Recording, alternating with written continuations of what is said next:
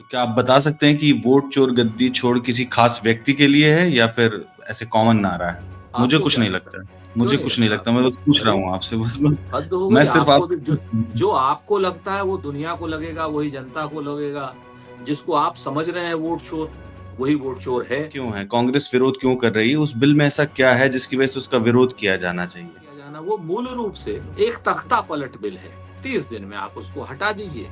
जब तक वो निर्दोष साबित होगा तब तक आप उसके बी ग्रेड के नेताओं को डरा करके, धमका करके, कुछ भी करके वहां तख्ता पलट कर दीजिए। भी होगा, मान लीजिए कल की डेट में योगी आदित्यनाथ जी किसी सही बात पर अड़ जाते हैं केंद्र से, अमित शाह जी उनके ऊपर एक केस मनी लॉन्ड्रिंग का कराएंगे या किसी भी चीज हम्म। का कराएंगे, ईडी का छापा मरवाएंगे।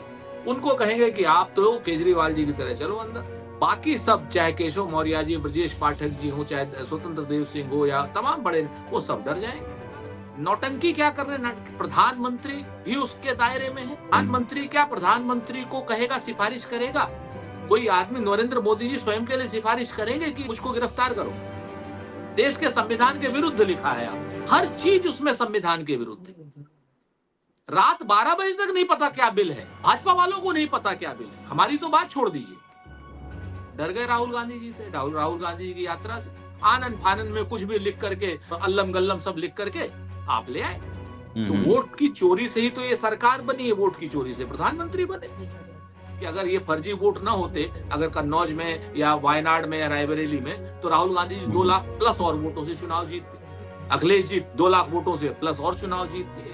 सदन में क्या क्या नारे लगते थे, आया आया शेर आया, मोदी मोदी। अब इस बार क्या लग रहा है, वोट चोर गद्दी चोर। आप लोकतंत्र में स्क्रूटनी उनके लिए अनैतिक है, ऐसा लग रहा है। आप जिस जिस लोकतंत्र में या जिस नियम में लोगों की या संस्था की स्क्रूटनी अनैतिक हो, ऐसे ऐसी चीज को भाड़ में झोंक देना चाहिए कि लोकतंत्र तो चलता है स्क्रूटनी से।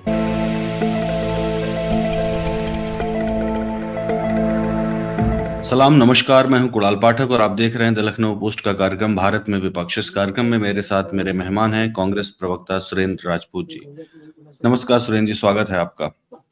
बहुत बहुत धन्यवाद कुणाल भाई। सुरेंद्र जी, सवाल ये है कि भारत के गृह मंत्री अमित शाह जी जो है वो पीएम सीएम और मिनिस्टर्स को लेकर के, उनके रिमूवल को लेकर के लोकसभा में एक कॉन्स्टिट्यूशन अमेंडमेंट बिल लेकर आते हैं। बेसिकली 3 अमेंडमेंट बिल हैं वो, और वो ये कह रहे हैं कि इसकी मदद से वो राजनीति का जो अपराधीकरण हो रहा है या जो हो चुका है उसको कम करने की कोशिश है। लेकिन कांग्रेस ने इस बिल का विरोध किया। विरोध यहां तक था कि जो बिल था उसको भी फाड़ दिया गया। तो लोग सवाल ये पूछ रहे हैं कि ऐसा क्यों है, कांग्रेस विरोध क्यों कर रही है? उस बिल में ऐसा क्या है जिसकी वजह से उसका विरोध किया जाना चाहिए? सुरेंद्र जी। उस बिल में ऐसा क्या है जिसमें उसका समर्थन किया जाना? वो मूल रूप से एक तख्ता पलट बिल है। आए चुनी हुई सरकारों में उनके मुखिया के ऊपर आरोप लगाइए, ईडी की जांच कराइए, पीएमएलए कानून के अंतर्गत केस दर्ज कराइए, और उसके बाद उसको 6 महीने से 1.5 साल के बीच में जमानत मिलेगी नहीं। 30 दिन में आप उसको हटा दीजिए। जब तक वो निर्दोष साबित होगा तब तक आप उसके, क्या नाम, बी ग्रेड के नेताओं को डरा करके, धमका करके, कुछ भी करके वहां तख्ता पलट कर दीजिए। बहुत सिंपल शब्दों में मूल रूप से ये एक ऑटोक्रेटिक बिहेवियर का, डिक्टेटोरियल एटीट्यूड बिहेवियर का एक ऐसा बिल है जहां पर आप हम्म। विरोध की स्वर को आप सुनना ही नहीं चाहते। और विरोध का स्वर या प्रतिपक्ष का स्वर भले ही आपकी अपनी पार्टी से भी होगा, मान लीजिए कल की डेट में योगी आदित्यनाथ जी किसी सही बात पर अड़ जाते हैं केंद्र से, हम्म। तो अमित शाह जी उनके ऊपर एक केस मनी लॉन्ड्रिंग का कराएंगे या किसी भी हम्म। चीज का कराएंगे, ईडी का छापा मरवाएंगे। उनको कहेंगे कि आप तो केजरीवाल जी की तरह चलो अंदर। हम्म। और 30वें दिन वो स्वतः उनकी मुख्यमंत्री पद चला जाएगा। उसके बाद बाकी सब, चाहे केशव मौर्य जी, ब्रजेश पाठक जी हो, चाहे स्वतंत्र देव सिंह हो, या तमाम बड़े, वो सब डर जाएंगे। तो तो ये बेसिकली बिल जो आपके है, कहने का मतलब ये है कि ये बिल राज्य सरकार को अस्थिर करने के लिए लाया जा रहा है। राज्य सरकार को नहीं, पूरे देश को अस्थिर करने के लिए। ये बिल मूल रूप से लोकतंत्र की हत्या करने के लिए। ये bill dictatorial attitude, draconian law का एक पराकाष्ठा का सबूत है। आप देखिए ना, पहले जब ईडी का कानून आया था, फिर 2017 में एक उसमें अमेंडमेंट हुआ जिसमें कि भाई आपने जमानत मुश्किल कर दुरूह कर दी, जबकि सुप्रीम कोर्ट कहता है जमानत उसका नैसर्गिक अधिकार है और जेल जो है अपवाद है। आप आरोपी को ही अपराधी बना करके उसके पद से हटा देंगे। आरोपी बनते ही आदमी अपराधी बन जाएगा। आप देखिए उसके बाद नौटंकी क्या कर रहे हैं, प्रधानमंत्री भी उसके दायरे में है। अरे भाई प्रधानमंत्री क्या प्रधानमंत्री को कहेगा, सिफारिश करेगा? कोई आदमी, नरेंद्र मोदी जी स्वयं के लिए सिफारिश करेंगे कि इनको क्या नाम, मुझको गिरफ्तार करो? क्या नाटक बना दिया है इन्होंने देश का। क्या क्या ये लिख रहे हैं, देश के संविधान को, प्रियम्बल को नहीं पढ़ते, संविधान को नहीं पढ़ते, संविधान की प्रदत्त ताकतों को नहीं पढ़ते। पदेन प्रधानमंत्री को जो है उसके खिलाफ एफआईआर करने के लिए मंजूरी है। क्या प्रधानमंत्री अपने ही खिलाफ एफआईआर को मंजूरी देगा? अपने ही खिलाफ गिरफ्तारी को मंजूरी देगा? बताइए ना। नहीं देगा। तो पर कोई राज्य सरकार तो एफआईआर लिख सकती है ना उसके खिलाफ। फिर वही नहीं लिख सकती। मैं फिर से कहता हूं कि उसकी मंजूरी आवश्यक है। तो आप समझिए कि सिर्फ की क्या सारी, इसमें तो हमने प्रधानमंत्री को भी शामिल कर दिया। नौटंकी की है आपने, देश के संविधान के विरुद्ध लिखा है आपने, हर चीज उसमें संविधान के विरुद्ध है। तो हमारा ये कहना है कि आपको अगर वाइडर कंसल्टेशन करना है, जो लोग लोकपाल तक नहीं ला पाए थे, आज की डेट में मूक लोकपाल है, तो मैं चेता रहा हूं कि ये लोग नौटंकी करने की, जुमलेबाजी करने की पराकाष्ठा कर रहे हैं। प्रधानमंत्री को आप कैसे कर देंगे? प्रधानमंत्री अपने को ही कहेगा कि आओ मुझे गिरफ्तार कर लो। तो अच्छा, दूसरी बात, हाँ, अब दूसरी बात, इस बिल को आपको पहले ही सेलेक्ट कमेटी में देना था, तो भाई पहले ही विपक्ष से, पूरी संसद से चर्चा कर लेते इस पर। रात 12 बजे तक नहीं पता क्या बिल है, भाजपा वालों को नहीं पता क्या बिल है, हमारी तो बात छोड़ दीजिए। तो मेरा ये कहना है कि अगर आपको सेलेक्ट कमेटी को देना था तो आप उसी पहले कर लेते, फिर लाए क्यों? डर गए राहुल गांधी जी से, राहुल गांधी जी की यात्रा से, आनन फानन में कुछ भी लिख करके, क्या नाम, अल्लम गल्लम सब लिख करके आप ले आए, जिसमें और जबकि बिल सभी सदस्यों को बांटा जाता है, जबकि बिल जो टेबल करने के पहले सभी सदस्यों को दिया जाता है। नहीं, तो टेबल करने से पहले बिल को 2 दिन पहले आप देंगे, आप कार्य मंत्रणा समिति में रखेंगे, आप ऐसा करेंगे। आप बताइए ना कौन सी चीज हुई इसमें? किसी को पता ही नहीं था ये बिल आ रहा है।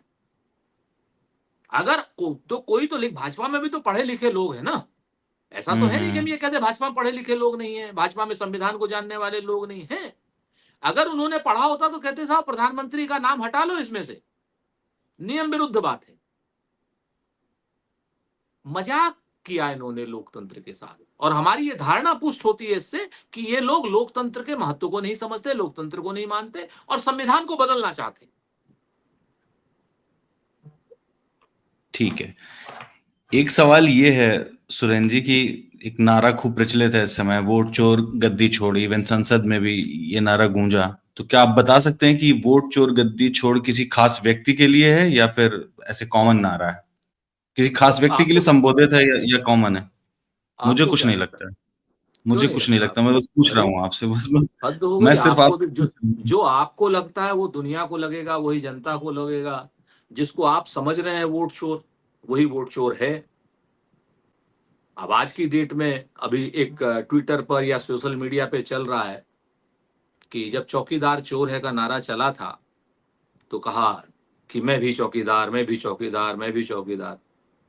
अब वोट चोर गद्दी छोड़ में क्या मैं भी वोट चोर, मैं भी वोट चोर लगाएंगे लोग नारा? आप देखिए 2024 में जिस चुनावी लिस्ट पर, जिस मतदाता लिस्ट पर चुनाव हुए हैं, उस मतदाता लिस्ट में राहुल गांधी जी ने महादेवपुरा कंस्टिट्यूएंसी, विधानसभा कंस्टिट्यूएंसी में, यानी 6 लाख वोटों में 1,250 वोट जो है फर्जी, डुप्लीकेट या जैसे हर तरीके की वो डुप्लीकेसी पकड़ी है। ठीक उसी तरीके से मैं अनुराग ठाकुर को भी बधाई दूंगा कि उन्होंने एक ही दिन में 6 कंस्टिट्यूएंसी में 2-2 लाख वोट पकड़े हैं ना उन्होंने भी। तो यानी लगभग हर जगह पे, हर कंस्टिट्यूएंसी में वोट की चोरी हुई। तो वोट की चोरी से ही तो ये सरकार बनी है, वोट की चोरी से प्रधानमंत्री बने। आपके सामने हम ही नहीं, हमने तो सिर्फ एक विधानसभा करी, अनुराग ठाकुर जी ने तो 6 लोकसभा करी। और 6 की 6 में उन्होंने 1,90,000, 2 लाख सब जगह पे इस तरीके के वोट पाए।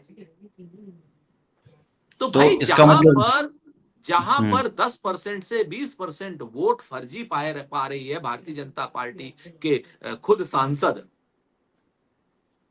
और आधे आधे 1% वोट पर लगभग 70-80 सीटें ऐसी हैं जहां पर कहीं 32,000 वोटों से कोई आदमी चुनाव जीता, कोई 37,000 वोटों से आदमी चुनाव जीता, और 2 लाख उसकी कंस्टिट्यूएंसी में फर्जी वोट, और बहुमत भाजपा का है। तो जिसका बहुमत है उसके बहुमत से ही तो काटे जाएंगे। मान लीजिए बाकी और जगहों पे तो हमारा आरोप है कि अगर ये फर्जी वोट ना होते, अगर कन्नौज में या वायनाड में या रायबरेली में, तो राहुल गांधी जी 2 लाख प्लस और वोटों से चुनाव जीतते, अखिलेश जी 2 लाख वोटों से प्लस और चुनाव जीतते। ठीक है कि नहीं? तो ये जो चुनाव आयोग के ऊपर सत्ता पक्ष प्रतिपक्ष दोनों आरोप लगा रहे हैं, तो ये वोट चोरी की सरकार है। आप दीजिए हमें सारा डेटा दीजिए, तो वो डेटा अगर देंगे तो हम एनालाइज करेंगे, हम आपको बताएंगे कि ये वोट चोरी की सरकार है। यही है कि आप देखिए सदन में क्या क्या नारे लगते थे, आया आया शेर आया, मोदी मोदी। अब इस बार क्या लग रहा है, वोट चोर गद्दी छोड़।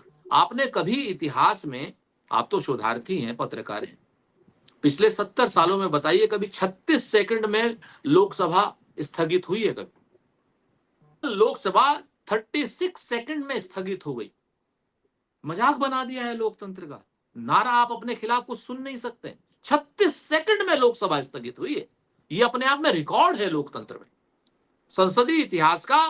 मेरे ख्याल से दुनिया के संसदीय इतिहास में होगा कि 36 सेकंड में लोकसभा स्थगित हो गई। एक चीज बताइए सुरेंद्र जी कि जब आप ये कहते हैं वोट चोर गद्दी छोड़, तो आप मतलब किसी भी नेता को आप मतलब खुल के नहीं बता रहे हैं, आपने अप्रत्यक्ष रूप से बताया कि आप जो किसके बारे में कह रहे हैं। मैं ये पूछ रहा हूं कि जो भी वोट चोरी हुई है, जैसे राहुल गांधी जी ने पेश किए दस्तावेज, उसी तरीके से अनुराग ठाकुर जी ने भी पेश किए दस्तावेज, तो ये दस्तावेज अलग अलग पक्षों के अलग अलग दस्तावेज हैं। तो इसमें जो कॉमन चीज है वो है इलेक्शन कमीशन, इसमें जो कॉमन चीज है वो है इलेक्शन कमीशन। तो अगर कोई बदमाशी की है तो इस संस्था ने की है, इलेक्शन कमीशन ऑफ इंडिया ने की है, तो दोष सिर्फ इसका होना चाहिए, किसी नेता का दोष क्यों होगा? तो हमने कहा इलेक्शन कमीशन किसके अंडर में है? इलेक्शन कमीशन कॉन्स्टिट्यूशनल सरकार body, independent body. Constitutional body है। लेकिन आप कॉन्स्टिट्यूशनल बॉडी हो चाहे कोई भी चीज हो, जिस व्यवस्था से जिस किसी क्या नाम उसको लाभ मिलेगा संस्था से, जिस संस्था के काम से जिस पार्टी को लाभ मिलेगा, कि कोई और काम किसी और को कहा जाएगा। आप देखिए आज की डेट में पूरा हिंदुस्तान कह रहा था कि सरकार जारी है, सरकार जारी है, और ये अड़े हुए थे 400 आ रहे हैं, 400 आ रहे हैं।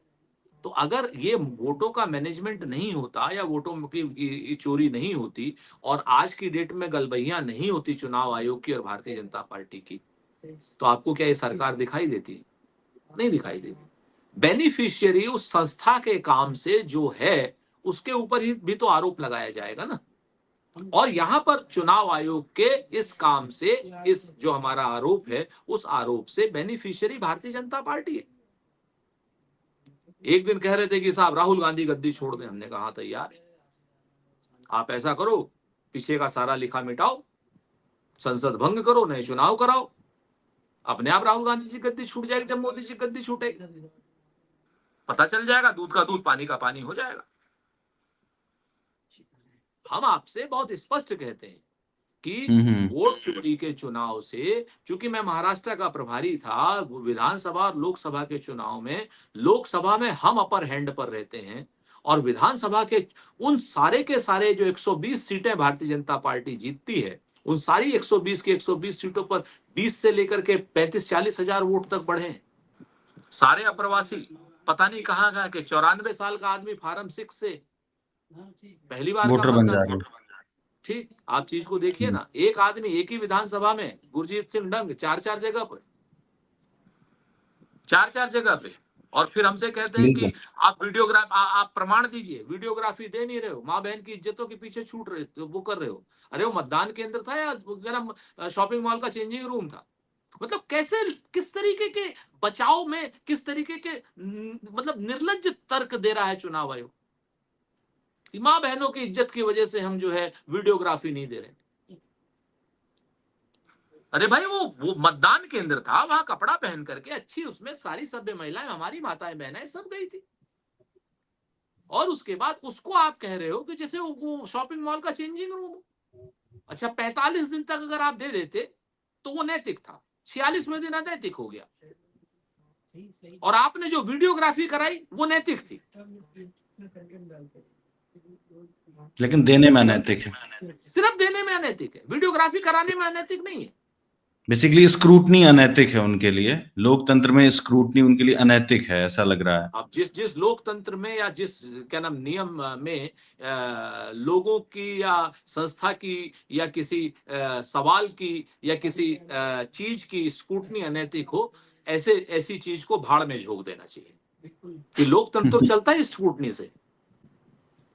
बिल्कुल बिल्कुल ठीक कहा आपने सुरेंद्र जी, इस बातचीत को यहीं खत्म करते हैं।